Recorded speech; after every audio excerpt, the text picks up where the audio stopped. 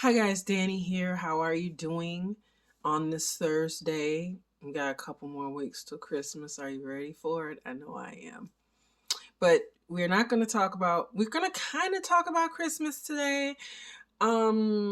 Just, it's kind of there, but we're not talking about Riverdale. I know usually I only wear this hat when we're talking about Riverdale, but that's not it either. Instead, today we are going to be talking about James Tynion's latest offer, Deviant. And as you can see, we got a creepy Santa, and that's always a winner to me. I gotta say straight off that we're going to be doing the whole series. There's a lot to unpack here, and there are elements of homophobia in the story and some not so nice words used. I'm going to put that out there. It is done in a way where we are one of the main characters, the main characters, recounting his experience, his true authentic experience about, what something that occurred when he was younger. So I wouldn't advocate a book that was disrespectful to anyone. So I just want to put that out there that could be triggering for some, but unfortunately, we live in a world where whether it be you're a comic book geek, a woman, a man, or gay, straight, bi, or whatever, there are people who may not accept you, so it's out there, unfortunately. But I just want to jump in and, like I said, because we're going to be all over the place on this one. So I just want to jump right in and put that out there. So this book has our main character. His name is Michael. He's a young comic book writer who's working on something new and different. We have his boyfriend, Derek. We have Randall, who is a convicted killer. And we have Santa Claus. And yeah, that's right. You heard me right. Old Saint Nick. And we'll be talking about that. What do I mean by that? We'll get to that later. The story does have time jumps between 1973 and 2023, which is something we see in the new incarnation of American Psycho, which we will be doing a part 2 on that this weekend because the new issue is out. So we'll be talking about that, unpacking that.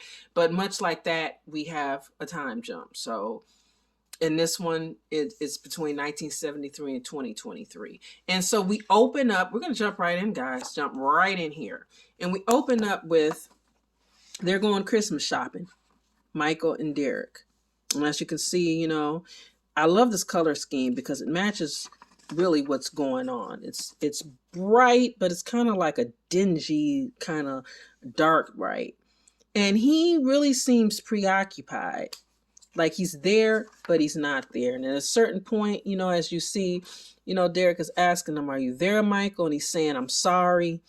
And he says, "Tell me what you're thinking." "I'm thinking about wrapping paper."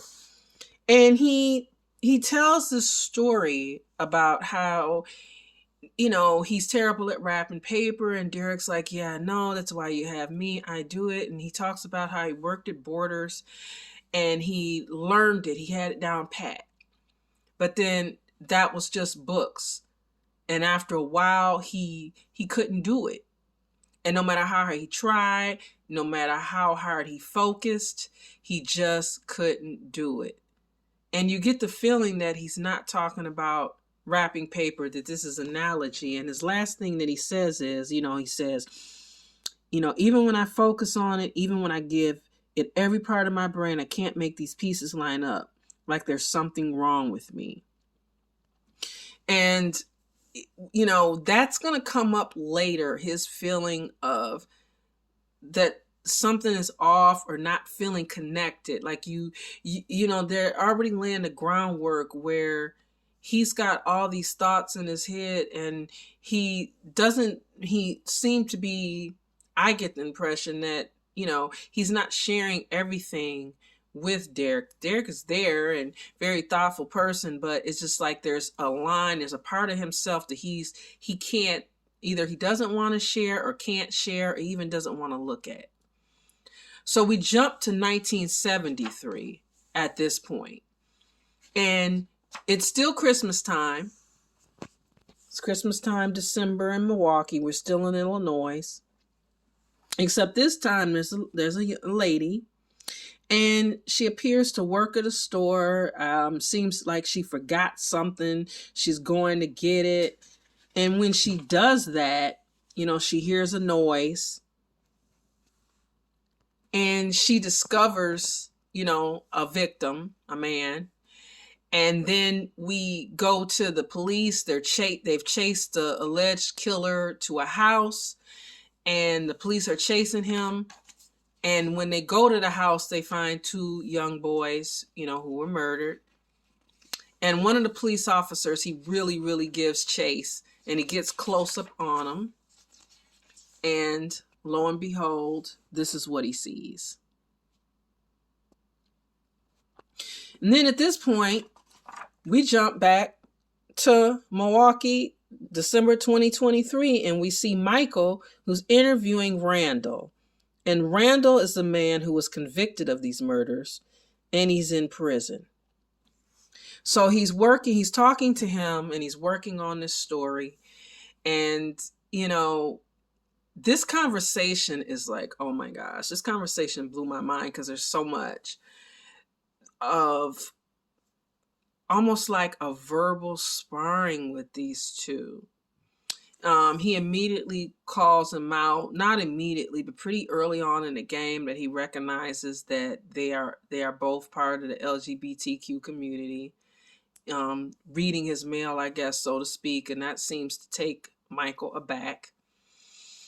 And Michael shares with him that he didn't live far from the house where Randall was found. And he also shares with him that this was the first time as a young boy that he had heard of anyone, male, love or anything like that. This was his first, at this point, it seems he was in his mind and he was having these feelings, and he was thinking, okay, I'm the only one who feels this way. Oh my gosh, the sun is shining bright, you guys.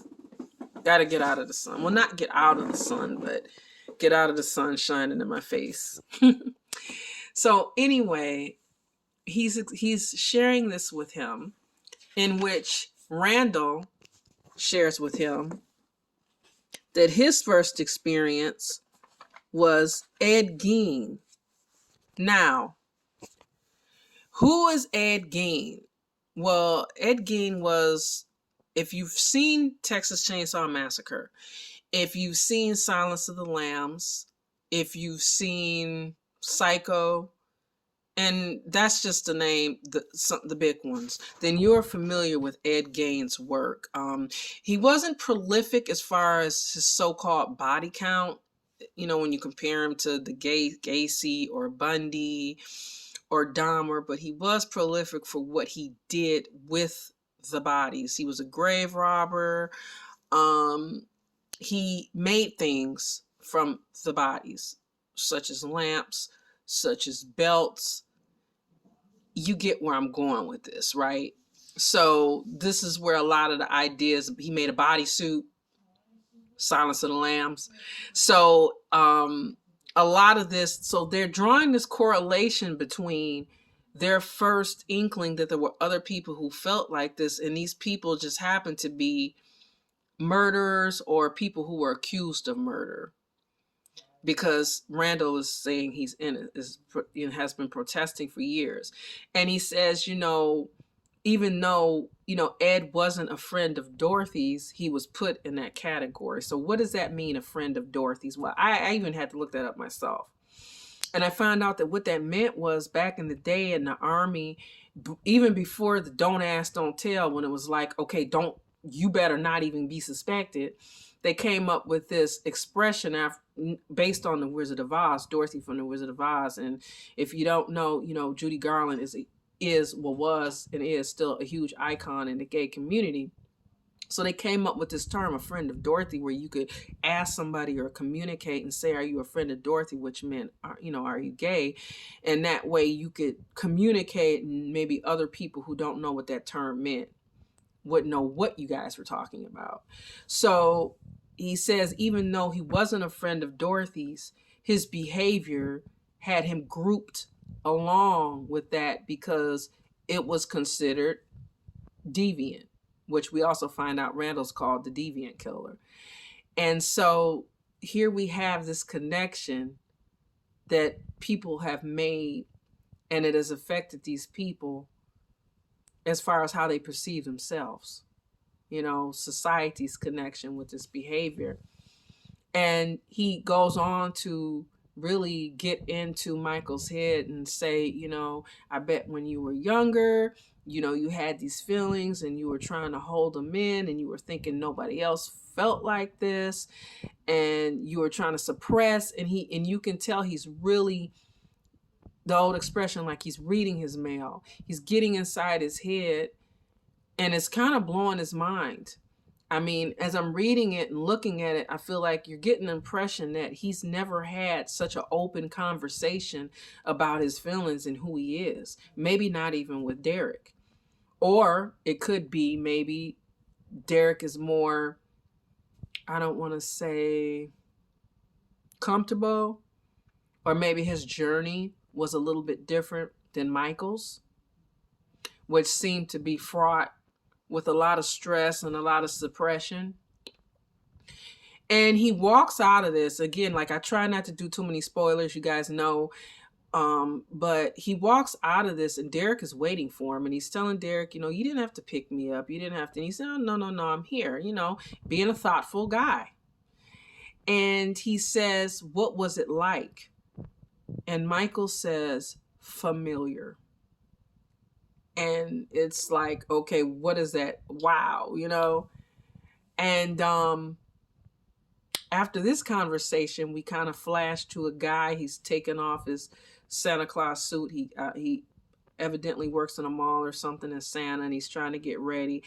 And then we see him hear a noise, and he opens the door, and there's a Santa Claus waiting for him.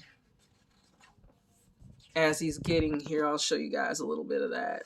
So he's getting ready to leave. And then hears this noise, and this is what he sees. So we got this like kind of mystery thing going on because we know that it can't be Randall because Randall's in prison right now. So we know that's not Randall, but we don't know if that's the same person because as we saw, Randall's an older man. I mean, it's possible. So we really don't know, or it could be a copycat. Or maybe that was Randall back in the day in 1973. Maybe he's lying. Or maybe, you know, so it's kind of like with American Psycho, if you've been reading that one, like where we really don't know, there's a mystery there. Or it could be supernatural. I mean, it's James Tynion. We're not sure. But what really kind of got me with this comic is obviously, like I said, being a horror fan and being in the serial killers and the darkness of it, but also, like I said, the themes of these deep conversations and how, you know, as you're growing up and you're going along in your life, how these experiences as a young person affect you going into adulthood and affect your relationships. Because, like I said, you get the feeling that he holds back a lot with Derek. And there's a lot going on with him that probably no one knows. And there's probably things that at this point he doesn't even want to admit to himself. And we don't know yet, is this tied up? Is it all of this about his sexuality? Is this a fight that he's having? Or is this about, is he himself having murderous impulses? Could he be the person in that Santa Claus suit? So they gave us a lot in this first issue, and I can't wait till next month to see what James Tynion is gonna deliver on this one. I really want to know what you guys think about this, what you think about these themes, and maybe what your journey is, you know, because I know, like, okay, I'm a big anime fan, you know. Where's my girl back there? And I remember a time when, if you liked anime, you were considered a complete, total weirdo. You know, I mean, it's funny to see how mainstream Death Note and Black Butler and Naruto, and well, Naruto was always kind of mainstream and Dragon Ball Z, but Tokyo Ghoul, like how it's just so cool to like all these things, where there was a time when, like I said, some of you probably remember this, were considered a total like, oh my gosh, you like anime, like who, weirdo. And it's like, no, so we get a lot of times in life ostracized because we're different. Like I've always been one to like all kind of music. I know I'm going all over the place with this, but I think this is a recurring theme that we're going to see from what they've already introduced to us of otherness and differentness. Is not just tied up into what our sexuality is, but also who we are as people, because there's so many things that if you don't fit into the norm, you're considered different.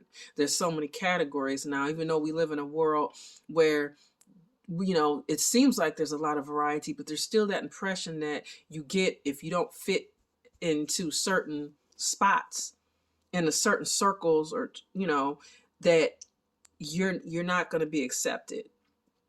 So let me know what you guys think about this one. Let me know if you read it, or like I said, how you feel about these themes. And I look forward to talking to you soon. Like I said, we will be doing American Psycho. Looking forward to that. And then Batman is going to be interacting with Santa Claus too. So we'll be talking about that one pretty soon too. Let me know if any of you guys have read that and what you think. So we'll probably be talking about this weekend as well. So I'll see you guys soon. Stay blessed and stay different, because it's awesome. Different people do big things. Nobody who was quote unquote normal changed the world. So keep being you, because you're special. Bye.